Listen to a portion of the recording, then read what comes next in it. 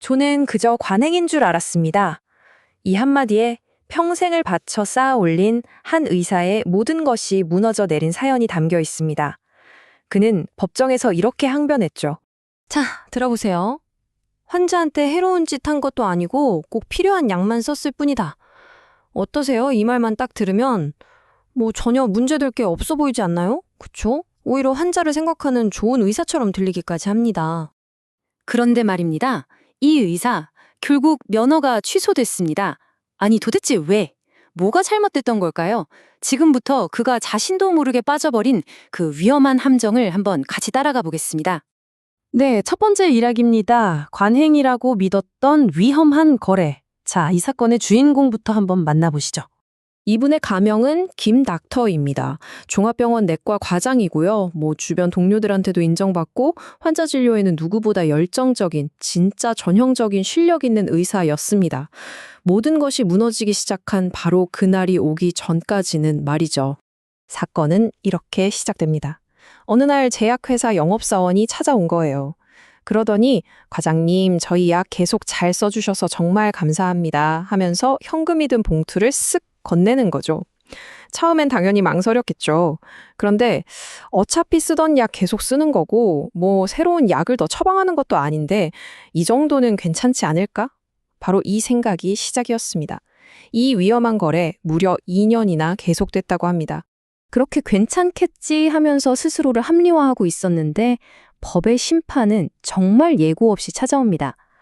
어느 날 갑자기 검찰이 들이닥쳐서 병원을 압수수색하기 시작한 거죠.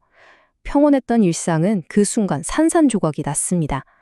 그저 관행이라고 믿었던 그 행동의 대가는 생각보다 훨씬 컸습니다.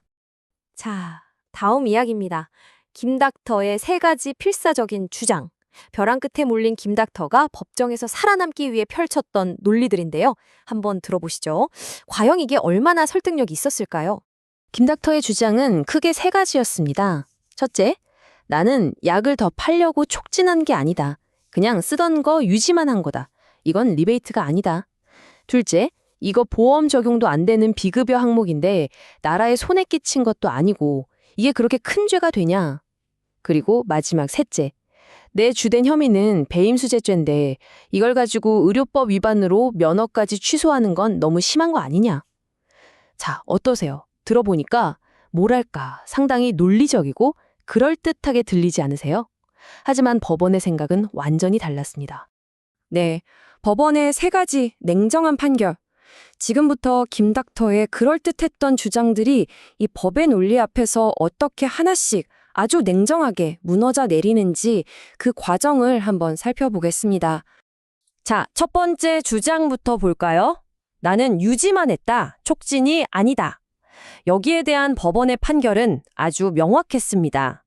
처방을 유지하는 것 역시 명백한 판매 촉진 행위다.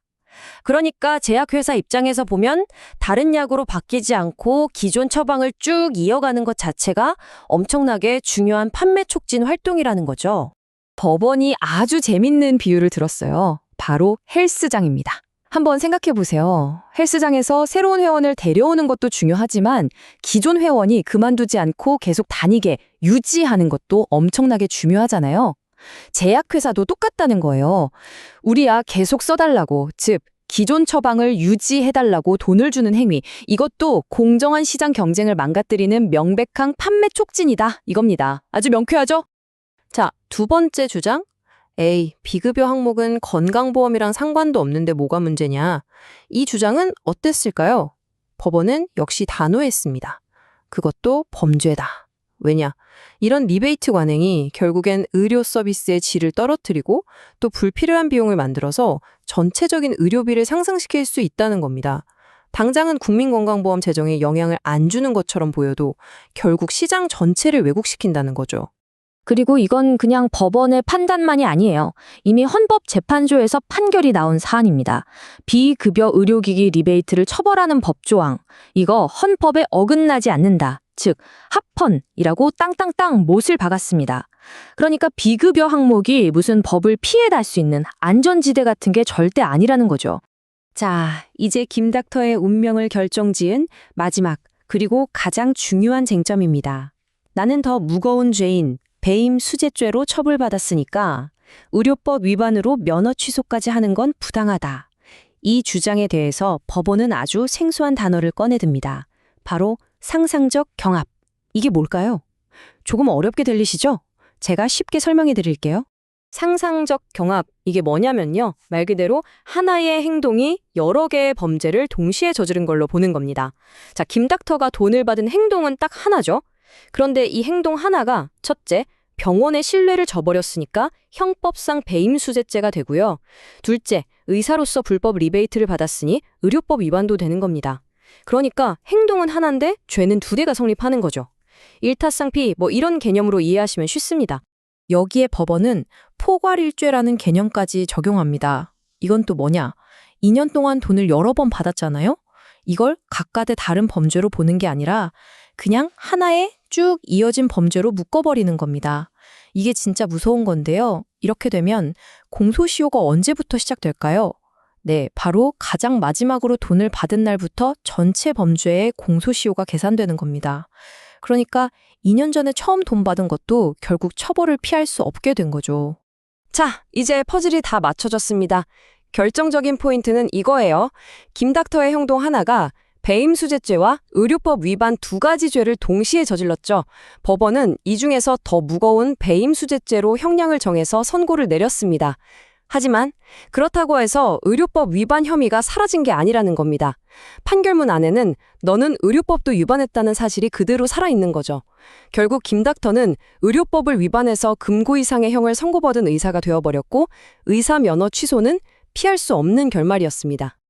네, 마지막으로 우리 모두가 알아야 할 교훈입니다. 이건 그냥 의사 한 명의 안타까운 이야기가 아닙니다. 우리 사회 전체에 시사하는 바가 굉장히 크죠. 이 사건에서 우리가 꼭 기억해야 할 4가지 교훈이 있습니다. 첫째, 처방을 유지하는 대가로 받는 돈도 빼도 박도 못하는 불법 리베이트라는 거. 둘째, 비급여는 절대 안전지대가 아니라는 점. 셋째, 이게 정말 중요한데 형사처벌이 벌금이나 집행유예로 가볍게 끝나더라도 그것과 별개로 의사 면허 취소 같은 행정처분이 훨씬 더 무섭게 다가올 수 있다는 것. 그리고 마지막으로 업계에서 어떤 지원을 제안할 때 조금이라도 애매하다 싶으면 무조건 사전에 법률 전문가의 검토를 받아야 한다는 겁니다. 결국 이 모든 비극의 시작은 딱 한 문장이었습니다. 남들도 다 하는데 이 아니란 생각. 관행이라는 달콤한 이름 뒤에 숨어있는 위험한 유혹 앞에서 과연 우리는 자유로울 수 있을까요? 이 질문을 여러분께 던지면서 오늘 이야기 마무리하겠습니다.